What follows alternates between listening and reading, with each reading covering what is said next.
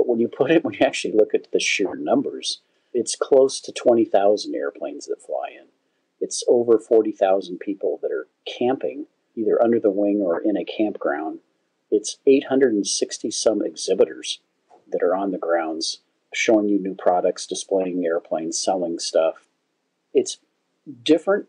I'll call them neighborhoods of a neighborhood of nothing but vintage warbirds, another neighborhood of nothing but vintage general aviation airplanes, another neighborhood of nothing but home-built airplanes, another neighborhood of nothing but ultralights and light sport airplanes.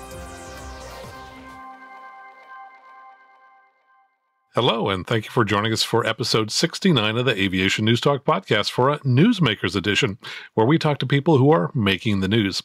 I'm your host, Max Trescott, and every year in late July, the world's largest gathering of general aviation pilots and companies occurs in Oshkosh, Wisconsin. And in a moment, we'll be sitting down with Jack Pelton, CEO of EAA, and I'll be asking him to talk about EAA and to share details about the upcoming AirVenture 2018.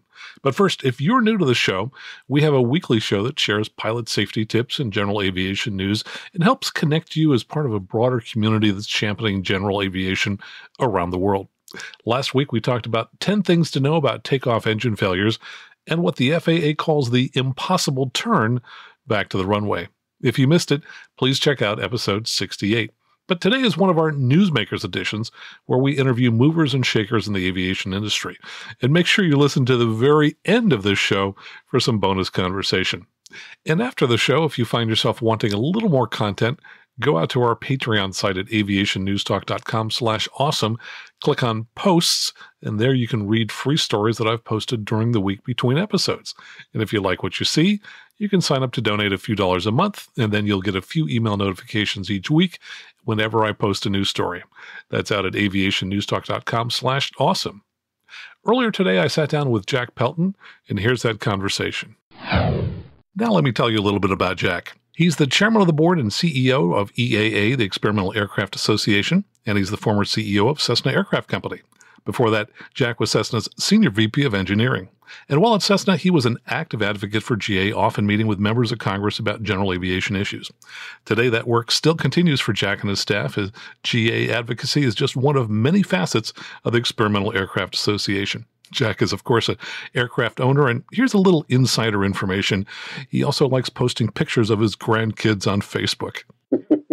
Jack, welcome to the show. Well, thank you, Max. It's great to be back. And your comment about those grandkids, that's a unique, life-changing experience. You worry about raising your own kids, and then when they have kids, you get to spoil them to death and then hand them back and say, good luck to you. And I'm looking forward to that. I haven't reached that point yet, but could happen anytime now. So I've enjoyed seeing the pictures on Facebook. Those little guys look cute. They're our next generation aviators. Yeah, and I think that's kind of a key underpinning of what we want to talk about today with EAA and AirVenture. I think a lot of people want to feel that general aviation is going to continue to grow and last beyond our own lives. And I think people also kind of like to be a part of something bigger than themselves. And if they're passionate about aviation, well, it's hard to imagine anything bigger than EAA and AirVenture. So tell us a little bit about what's unique and special about EAA. EAA is very complex in the sense that a lot of people view it as just being a once-a-year, one weekend of July air show called AirVenture, and a gathering for that particular event. But there's a lot of hard work that goes on 51 weeks out of the year through our massive chapter network with over 800 chapters around the globe and over 215,000 members that are really focused on creating aviation communities where they live. Their passion is about aviation, about the camaraderie, about the community, and then in the last 25 years has been how to bring others into those communities through our Young Eagles program, which is a great entry point for young people to experience flight for the first time, and it gives these folks that are out there an opportunity to really volunteer and share what their passion is with these young folks. There's that piece of EA. There's the advocacy piece. And advocacy means a lot of things, whether it be regulatory advocacy or whether it be legislation advocacy to keep our freedom of flight, along with a tremendous publication that we have, along with helping people get into aviation, helping people build airplanes, helping people restore, help them with history. It's a very, very diverse, and that's why I find it so fascinating and so interesting, because there's just never a dull moment throughout the entire year, besides that one big event that we throw. Which keeps you busy, I guess, pretty much the whole year. Hey, let's drill down into advocacy a little bit. What's on your plate these days that is important that you're watching and trying to push forward? Well, we worked real hard over the last 2 years to kind of break some glass, is what we referred to it at the FAA in the regulatory environment, to allow these wonderful safety enhanced products like autopilots and directional gyros, that the electronic versions that have been used in the experimental world for so long, to be applied in the certified world. And we were very, very pleased to get some STCs approved to do just that. As we look going forward, our next big venture is into taking the LSA rules as we know them today and start being more inclusive as far as the types of airplanes that would be allowed to operate under the light sport category. We have buy-in from the FAA that they understand the safety record with LSA has been very, very good, but it can be even more, it can reach a lot more people and bring more people into aviation if we expand it to not be limited by such a low gross weight. So we expect to see in the next 2.5 years some rulemaking done that will in fact expand that. The difficult piece of all that is trying to decide what's the right way of handling that beyond just putting another arbitrary weight limit number. So they're looking at kind of a performance-based criteria as to whether an airplane would qualify. Those are the fun, longer-term, removing hurdles and expanding involvement in aviation pieces that we're working on. The more near-term continue to be more of the legislative activity, which is we're still not done with the FAA reauthorization process that's consumed us for so many years that I can't remember when I first got involved in it. We're close to the finish line. We still need the Senate to approve their bill that would reauthorize the FAA without, that also is like the House bill that does not include privatization of the ATC system. And why I'm so concerned about getting this done this year before Congress changes in January is you got to start all over if that happens. And who knows where that might go. The current environment is a nice long-term 5-year funding bill, which gets rid of all of the arguments around we don't have adequate funding to modernize and gets us put in at least a stable place for a while. Let's go back to LSA rules. I've recently encountered some electric airplanes that are stuck in the experimental category and therefore can't be used for flight training and things like that. Do you think there's any hope of getting electric-powered aircraft included under LSA? I think there is. It's just been amazing, Max, when we kind of went on this first journey with trying to get the, quote, uncertified products, safety enhancement products into certified airplanes. The mood and I'd just say the general recognition by the FAA has been, if we don't start changing the way we do business, we are going to be part of putting GA out of business. And they know that the lifeblood of GA will be creating flexible certification rules that ensure the safety aspects, so they're not sacrificing any of that, but allow all of these new innovative technologies to start being applied. When they wrote the LSA rule, kind of my understanding of sitting on some of the ARCs that were part of that was the simplest way to get to the finish line was to only include what you knew. And so when they did that, the propulsion side of it was very limited to conventional existing av fuel types of engines. They wouldn't even allow turbines or electric powered. And now they have a lot of committees that are in place that are saying electric sport's going to end up at some point here, folks. So we need to find ways to allow that on to an LSA platform and figure out what the certification criteria and requirements will be. And the technical stories behind the scene are kind of fascinating because, are batteries fuel or are they not fuel, and how does that play into it, and how do you manage the duration of the power source? It's just all sorts of interesting things. But the great news is they're sitting around the table working through it very, very diligently. Gamma being a big part of the folks that are kind of driving that movement. Let's talk a little bit about AirVenture. That's obviously probably the largest gathering of general aviation people in the world. And I think it's hard for people to really, truly understand what that's like. I remember as a teenager reading about it in a couple pages of Flying Magazine, a few pictures, and thinking, oh, okay, that sounds pretty good. And then, of course, the first time I got there, I was totally blown away. It just vastly exceeded my expectations. Help scale this for our listeners who aren't familiar with it. What is AirVenture in the broadest terms? Probably the best, and I think you characterize it properly. I've been coming here since I was a kid, and I still have difficulty explaining it to my friends who have not been here because it's truly sensory overload. You come to an event where you think, okay, AirVenture is a fly-in, and they have an air show. So you think, okay, a bunch of people, a bunch, and however you define that, fly-in, they watch an air show, then there's some exhibits, and that's neat. But when you actually look at the sheer numbers, it's close to 20,000 airplanes that fly in. It's over 40,000 people that are camping, either under the wing or in a campground.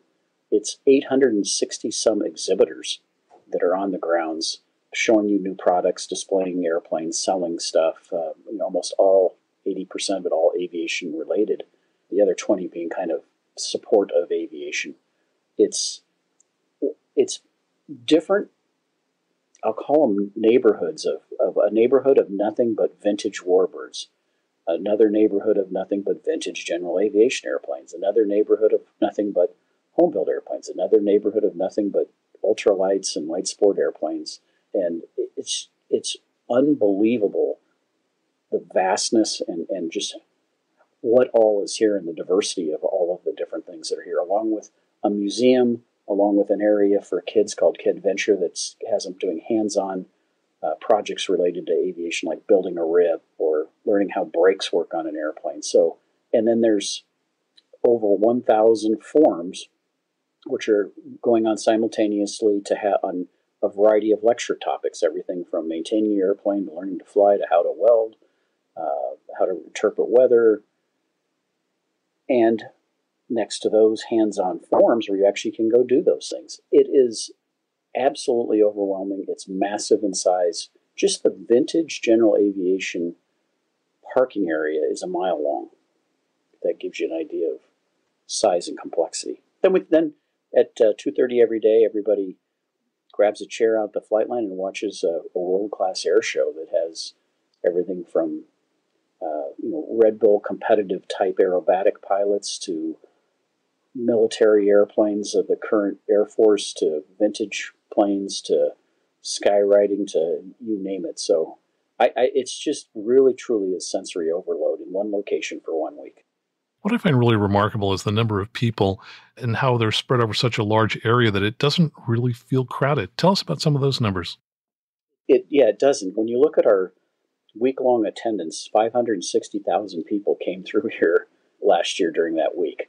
And, as you said, it's so large and spread out that it's comfortable. You're not dealing with crowds like getting on rides at Disneyland. It's very spread out and opportunities to sit and chat with people by their airplanes.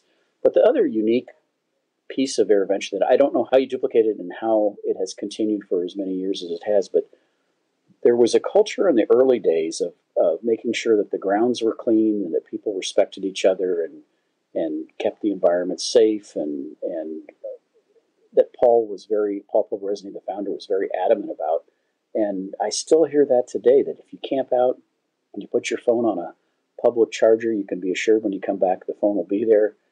People pick up after themselves, and they treat each other with a lot of courtesy and respect, which is hard to come by nowadays. You raise a really good point. I think I have almost never heard a voice raised or an angry word at AirVenture. It's just so nice to be surrounded by people who are enjoying life in the moment and enjoying aviation with each other. It really is, and that's part of what makes it so special. So I think AirVenture probably means something different to every person who goes there. I think different people seek out the thing that they're most interested in while they're there. Tell us a little bit about what's special for you. When you have a quiet moment at AirVenture, where do you kind of sneak off to? I really like to head down to the vintage GA airplane area in the evening when it's quiet and and be able to just walk up and kind of take in some of these unique airplanes that you may not have seen, or you've only seen them from afar or in a book, and actually get to experience them up close and personal and walk around them and look at the design and look at what may have been in 1940, how things have evolved, and then the workmanship. Those things just fascinate me because I just have an extreme curiosity around the whole design and build aspect of aviation besides the flying. And it's just a wonderful, peaceful walk in the park of variety that's hard to explain. Yeah, I enjoy walking down the flight line late at night when there's nobody around and just kind of reaching up and touching some of these massive military planes. It's like I'm the only one there, and I can go touch a B-52. It's kind of funny.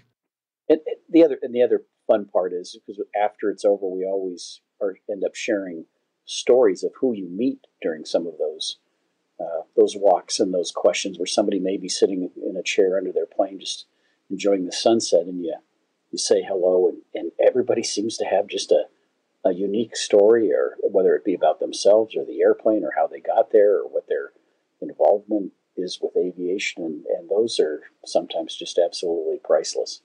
Yeah, there are a lot of great stories there. So hopefully we've motivated some people to say, yes, I want to go, but it's probably too late. I mean, AirVenture starts here in about 12 days, finishes on Saturday, July 28th.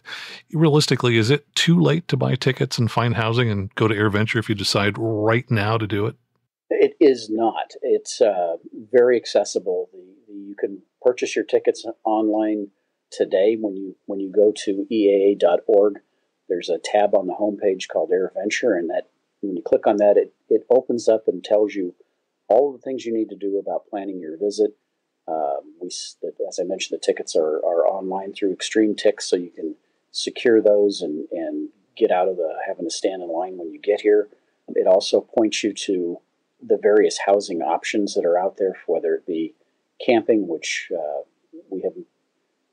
There is always camping sites available, whether it be a pub tent or an RV. You won't always have, if you're an RV, you won't necessarily get electric and water hookups, but you'll have a place to camp. Hotels, at this point, you're probably going to have to drive probably about 40 minutes to either Appleton or Fond du Lac to find a hotel room at this point, but they are available. And there are, if you're coming in a bigger group, there are homes for rent right in Oshkosh. That's a very popular option if you get multiple rooms housing need, which is convenient for a family or a group of friends versus renting a bunch of different hotel rooms, which can get kind of costly. But it's all accessible. It's never completely too late to make those kinds of plans and get here. Sounds like the website is the place to go. And I understand you also have an app. We do. The website is the best for your pre-planning and coordinating before you get here. And then once you're here, there is a EAA AirVenture Oshkosh 2018 app that then helps you navigate while you're here. It gives you the opportunity to look at schedules and set reminders and times for what the daily schedule is, where the exhibits and venues are, what services are available, what your particular interests are, so you can kind of hone in on what's important. But it's got everything from where are the bathrooms to where's the food, where's health and safety, and where's travel arrangements. It just keeps getting, the apps keeps getting better and better every year. So what are some of the new things that are going on at AirVenture this year? What are you excited about? Well, there's one item that jumps to the top of my list, which is we're 99% sure that we're going to have the XP82 twin fuselage Mustang, which is basically two P-51 Mustangs that have been joined at the wing roots. It's just finishing its first flight as we speak, and it needs to fly off 10 hours before it'll get here, but that shouldn't be a problem. But it's an immaculate restoration of a uniquely rare airplane. I think there are only two left in the world, and one of them is non-flying status in a restoration hangar at Wright Pat, not available for the public to see. And this will be the only flying artifact. And I've read about it when I was a kid. I've seen pictures of it. You never really heard stories of how it performed or what happened, but that will be coming, which is one of those, if you want to see something truly unique, that will be it.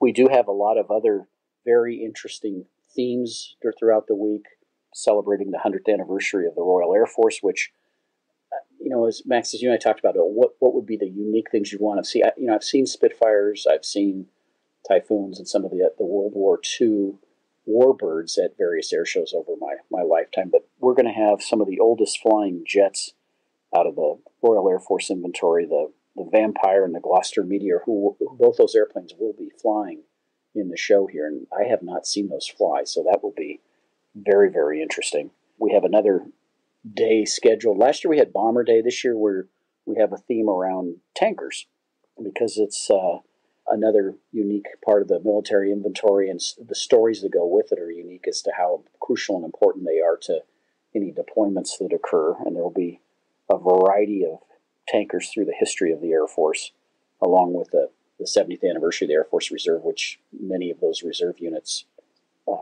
man the tanker.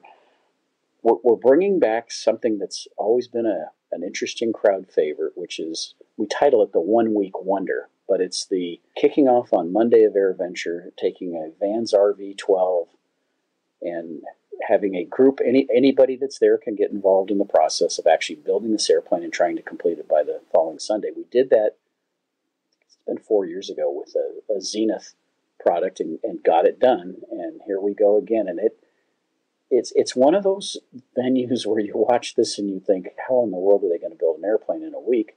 And yet it gets done, and you can participate and find out, this really isn't that hard. And I found a lot of people, when we did the last one, they came and they participated, but then they quickly went and said, I want to know more, and went over and attended some of the forums and some of the other hands-on workshops, which it really creates quite a buzz and some excitement.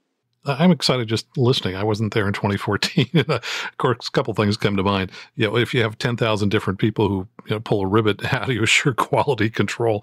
And what became of the Zenith afterwards? The Zenith we have in our flying club here at EAA, and we take it around the country to various chapters and kind of use it as a calling card or a flag to wave throughout the year.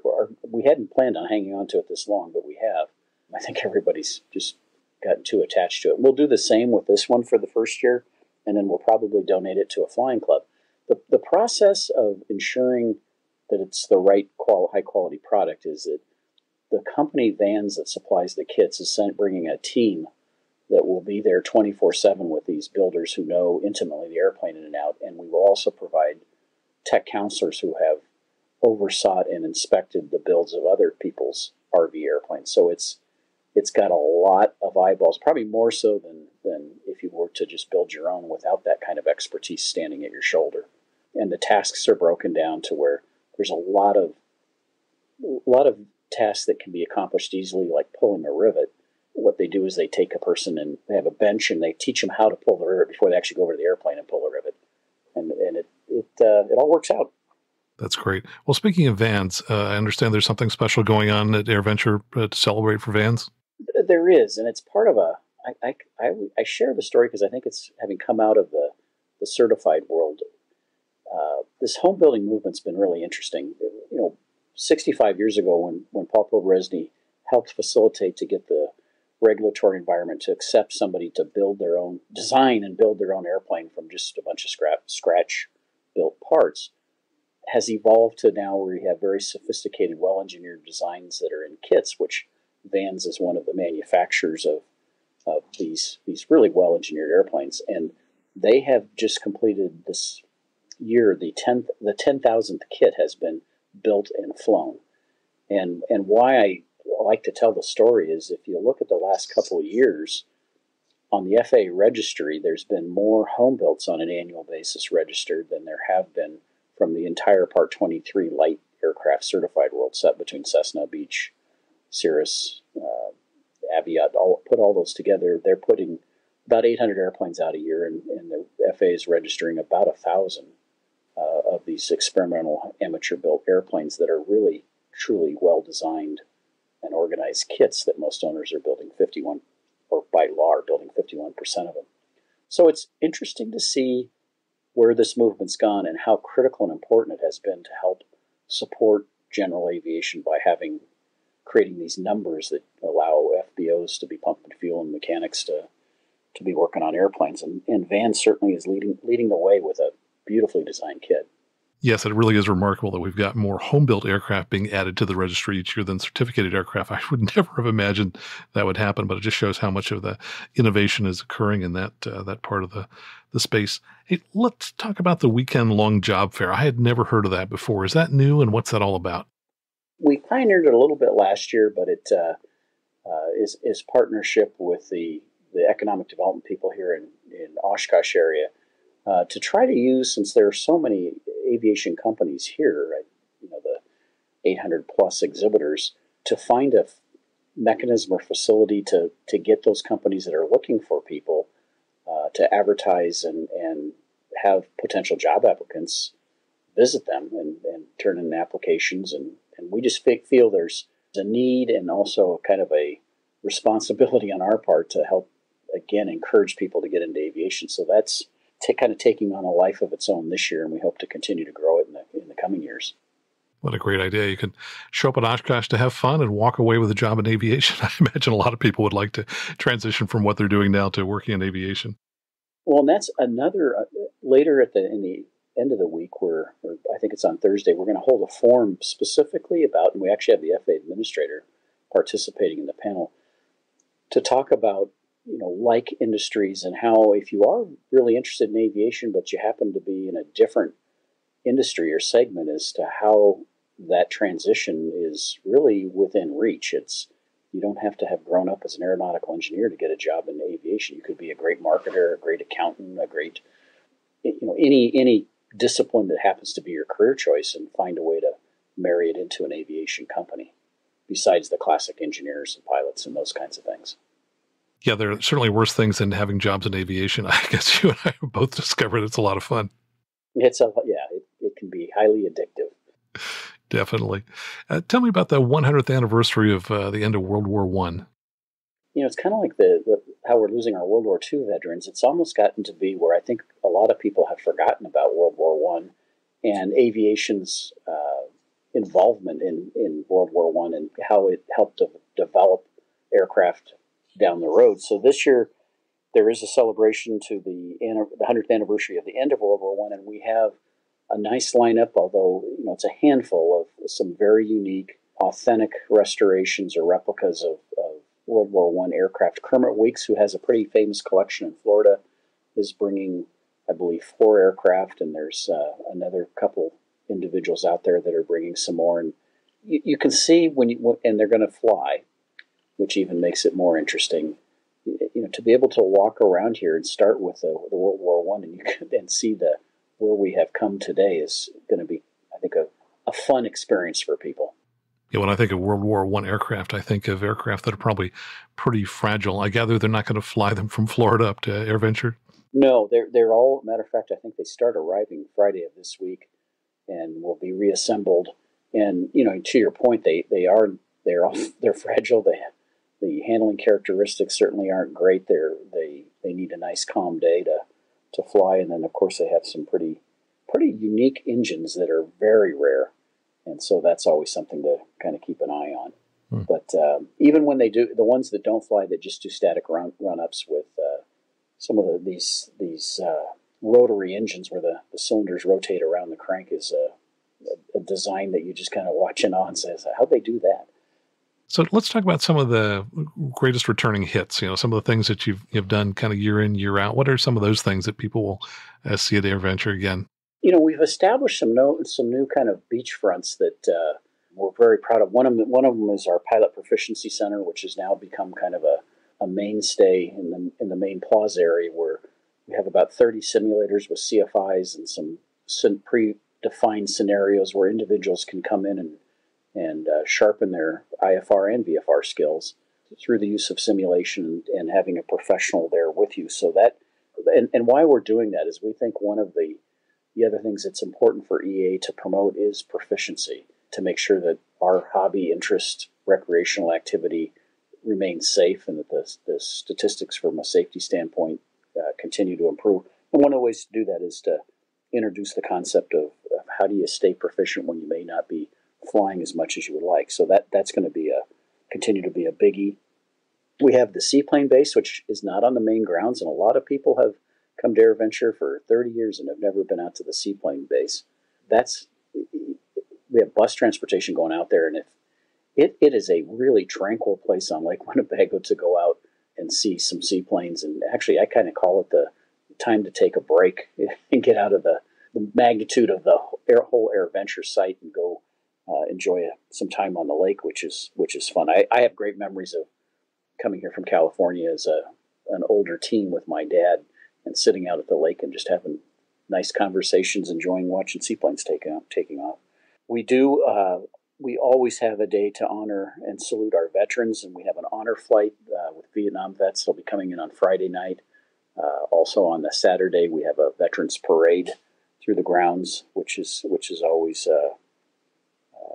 very, very touching for those who have served and protected our country.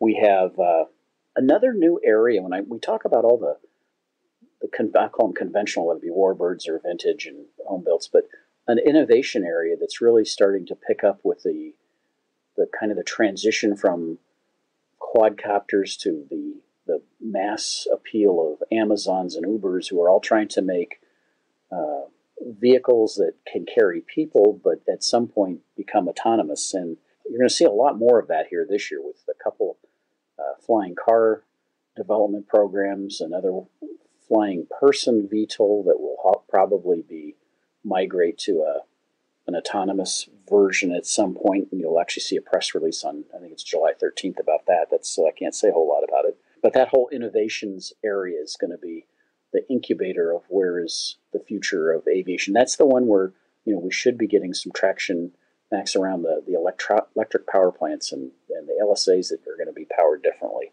coming out of those innovative areas. Wednesday is always a big day for Women Venture, which is really celebrating women in aviation and encouraging young women to get in aviation. We have a great lineup this year. Tammy Jo Schultz, who was the captain of the Southwest flight that had the unfortunate engine failure, and her first officer will be here. She is an EAA member, and so is her husband. They have a family membership to talk about that event, along with the first Hispanic U.S. Air Force fighter pilot who is now flying for the airlines and does Modelo beer commercials and is quite a remarkable, accomplished woman. And Heather Penny, who was dispatched on September 11th when the trade towers were being attacked, as she was a reserve F-16 pilot who was sent to do something about it. And she has a very, very interesting story to tell about the two ships she was on, which I don't want to give a spoiler alert, but it was very interesting. As a reserve airplane, it was not equipped with any weapons to take the airplanes down. She's basically equipped to say, go run into them if you have to. So that will be a very interesting discussion with her. We have the 2 night air shows. We do that on Wednesday night and Saturday night, and those are always finished off with one of the best fireworks display I've seen around the country. And it just keeps kind of going on and on and on. Let's go back to innovation for a moment. I was back in 2011 where I first saw an electric aircraft fly, and it was, of course, at AirVenture. It was a gentleman from, as I recall, New York State who had a Laser, which was, I guess, a home built, and he had basically filled the wings with LiPo batteries ordered from China. They were the kind of batteries you might use to fly an RC aircraft, for example. And it was at that moment that I realized, wow, we really are on the edge of a major transformation where we may actually be able to reduce the cost of flying.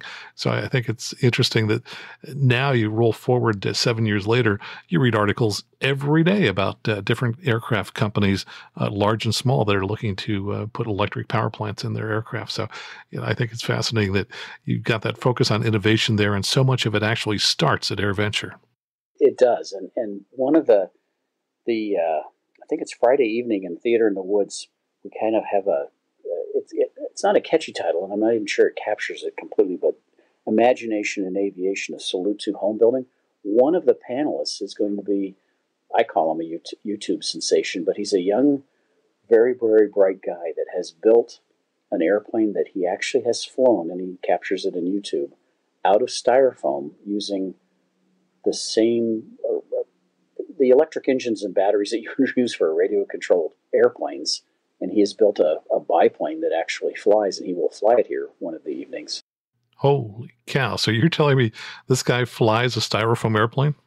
Yes, he flies a styrofoam airplane with radio-controlled type engines on it, big, rather large-scale ones.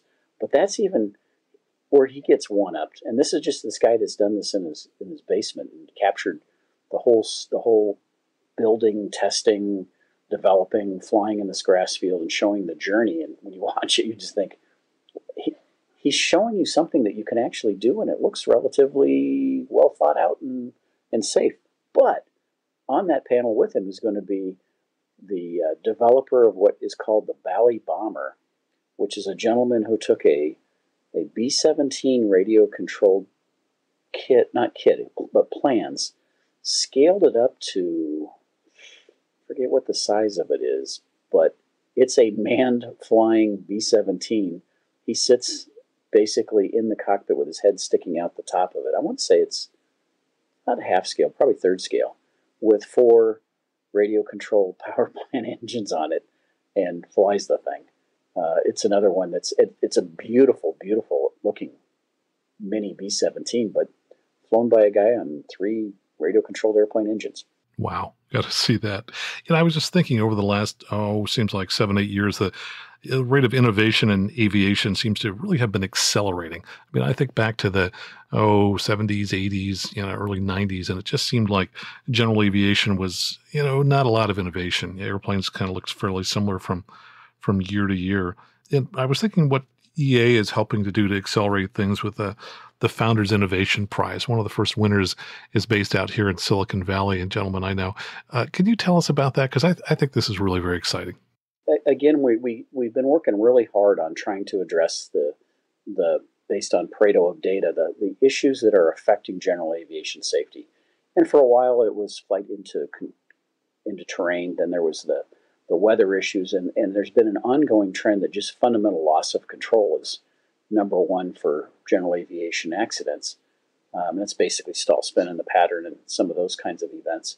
So we decided that to get people motivated to go figure out how to solve this problem was to get all of these people who develop and engineer and innovate in their homes out and working on something that can help try to solve this problem. And so we started the Founders Innovation Prize, which is a $25,000 cash prize awarded annually to whoever comes up with, for that given year, the best of the applicants of those innovations. And we hope that with that, and we're also trying to connect them with some marketing and hoping to help them commercialize some of these products. It's brought out some very, very interesting potential solutions, with the last year's winner being a group of young people from the Virginia area. It was Virginia or Maryland, high school students that came up with a very possible solution that could be commercialized. This will be our 3rd year, and we hope that in year 5 we'll kind of bring back the best of the best and see if some of them can pair up and even take their ideas and innovations and build them into even bigger potential solutions. But it's been a fascinating journey on that. I've seen some really interesting concepts and ideas, and we hope that we can be the facilitator to getting those good ideas into the hands of people that can put them to use. Well, and ideally, some of these things will get commercialized someday, and people can attach them to their aircraft and maybe actually save some lives someday. That's the whole intent and goal. All of these disruptive technology and types of innovations are out there, but how do you encourage and invest in getting people to surface them and work on them? That's what we're hoping to do. Well, I think the $25,000 prize is good motivation for folks who might have had an idea but hadn't really put the time and effort to refine it and to build prototypes and things like that. So it sounds like a great program.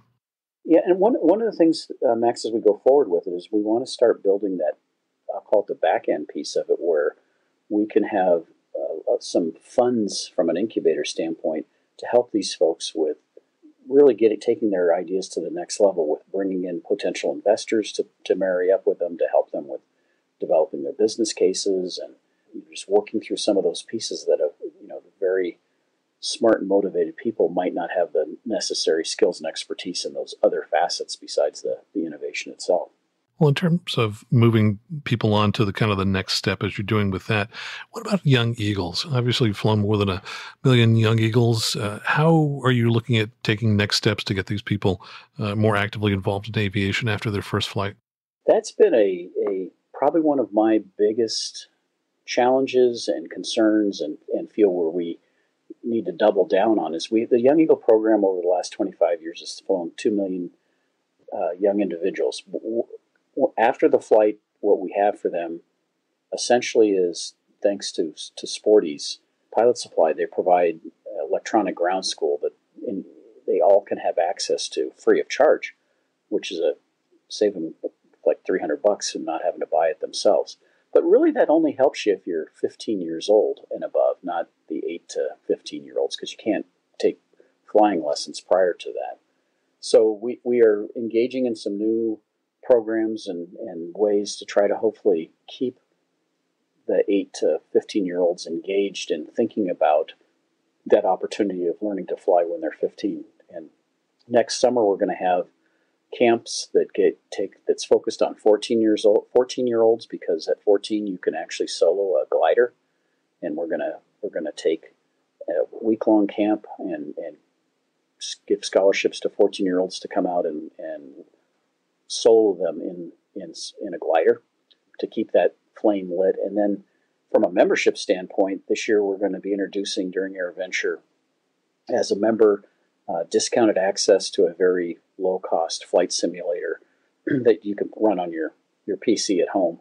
It's the backbone of it is similar to the Microsoft Flight Simulator of old, but it's a special program on top of that that's geared towards younger folks, which incorporates lessons and concepts using Avior, our new superhero that was developed and given to us by the famous Marvel comic creator.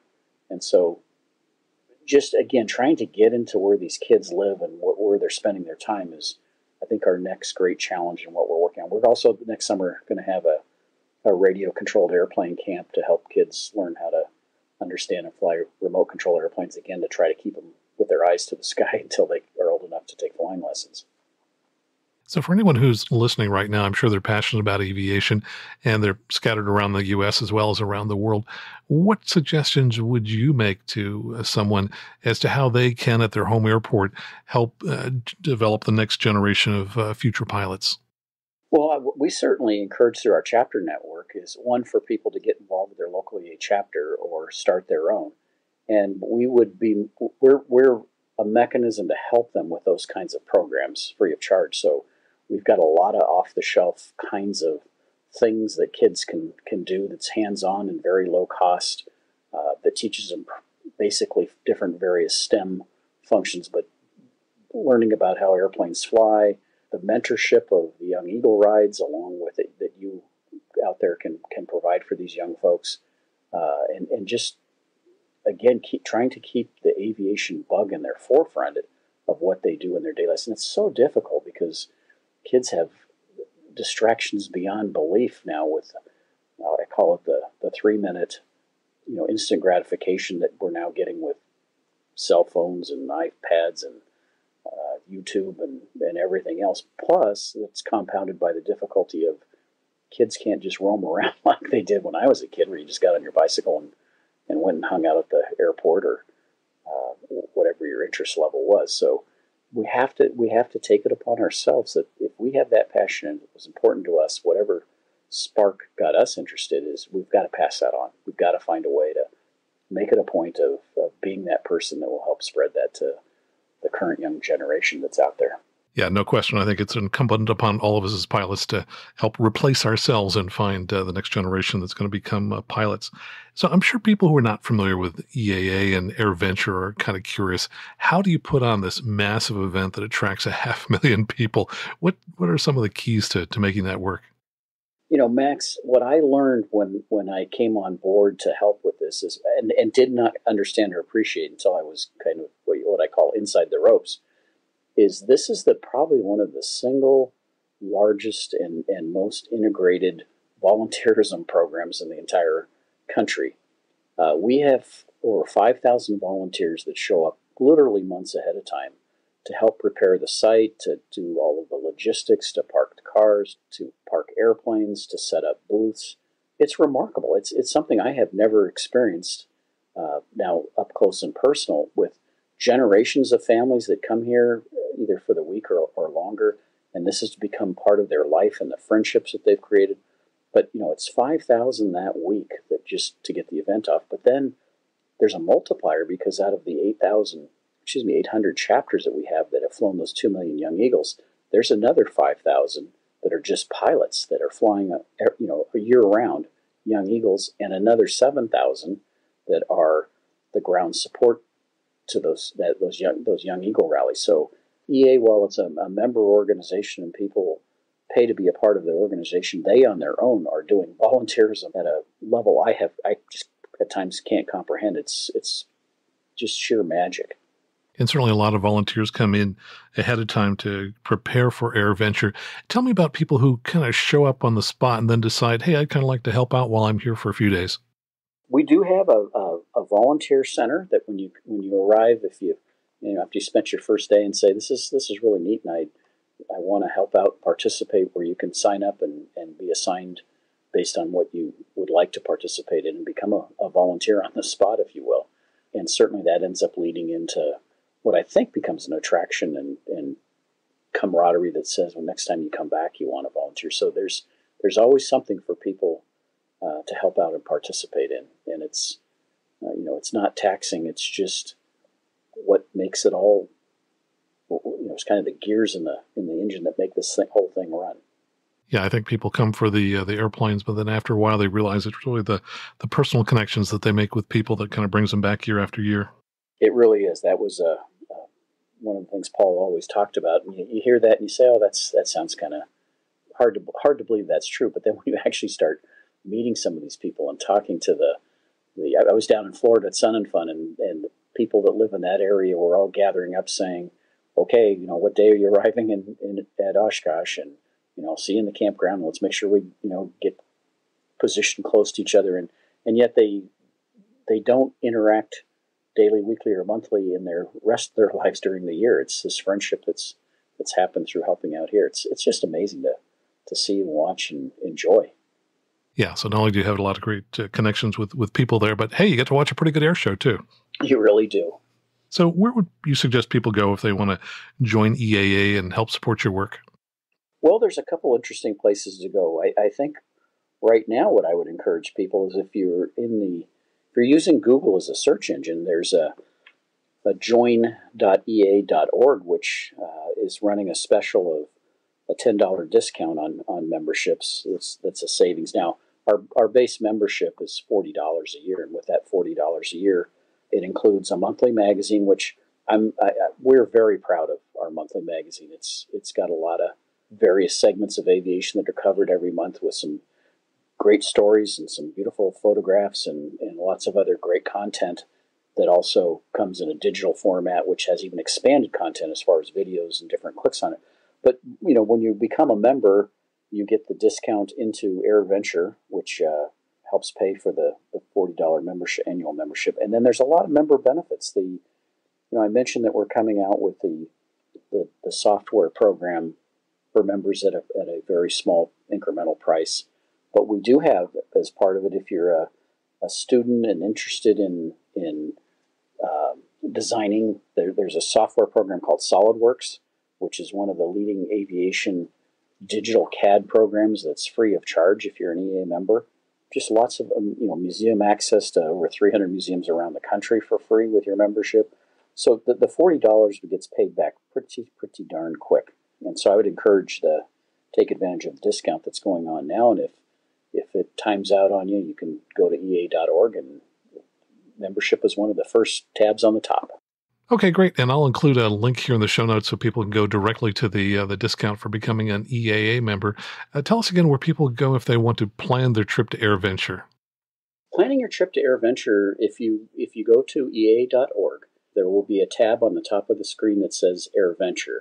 And that's your drop-down menu to all things AirVenture, from planning your trip, whether you're driving, flying, flying in any mode, commercial or privately.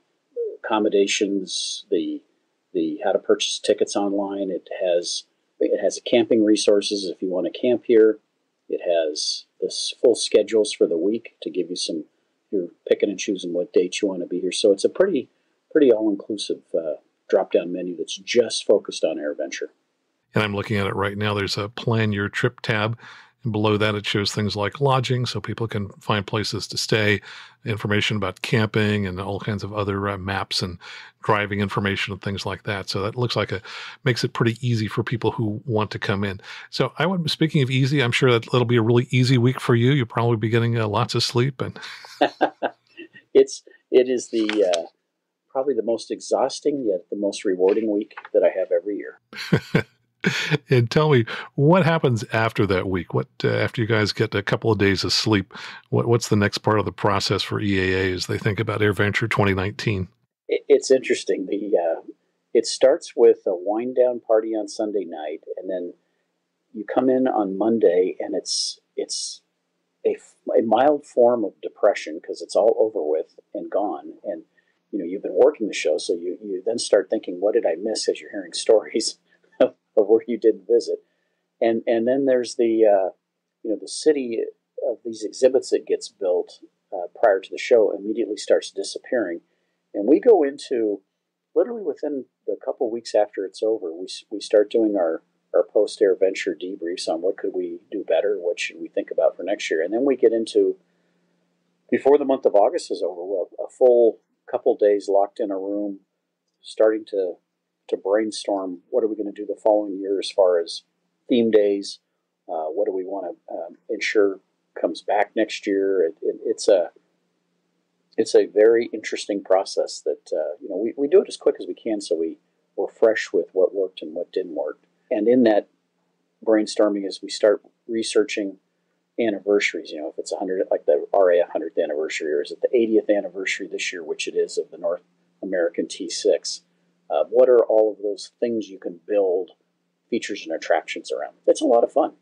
Well, it's a lot of fun. I went for 10 straight years and took off 5 years, and I'll be headed back there for a week this year.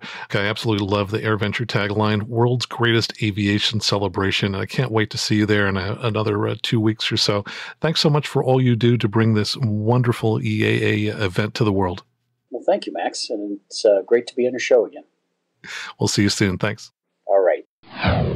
I think what I like most about Jack is that not only does he make huge contributions every day to help support and preserve general aviation, but he's also genuinely a very nice guy.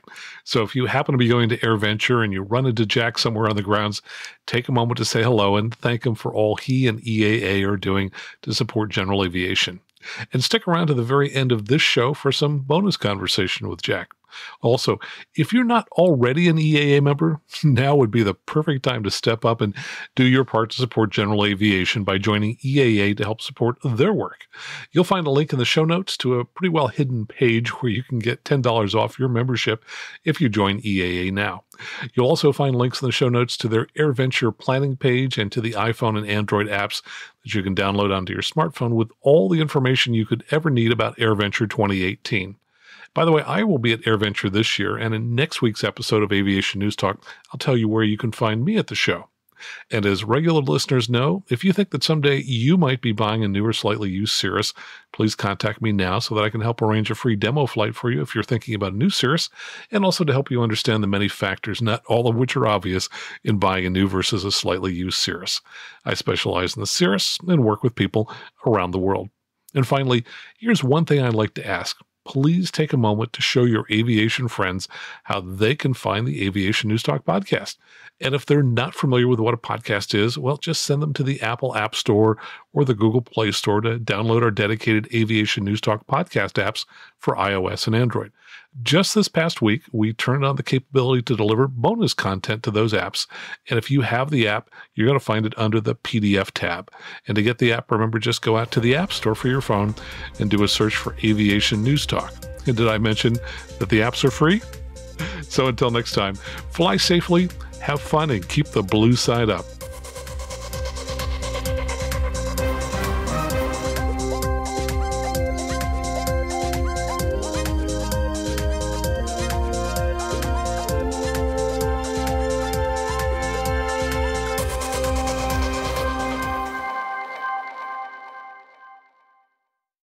Jack, thanks for your time. You bet. I'll go So ahead.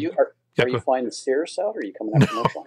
No, I don't own a Cirrus. I teach a lot in Cirrus, though. I just got an RC Cirrus for Christmas that I was flying this weekend, so that was kind of fun. So yeah, I thought you'd find a way to give somebody some dual all the way out here. Oh, yeah. So that would be like the bus driver's vacation for me. I mean, literally, I teach 5, sometimes 6 days a week. And when it comes to AirVenture, I just want to sit in the back of a round tube and let somebody else do them. Yeah, I don't blame you.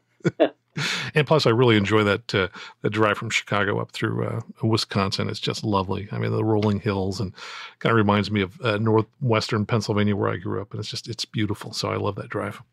It's certainly beautiful this time of year. Yeah, well, that's true. That's absolutely true.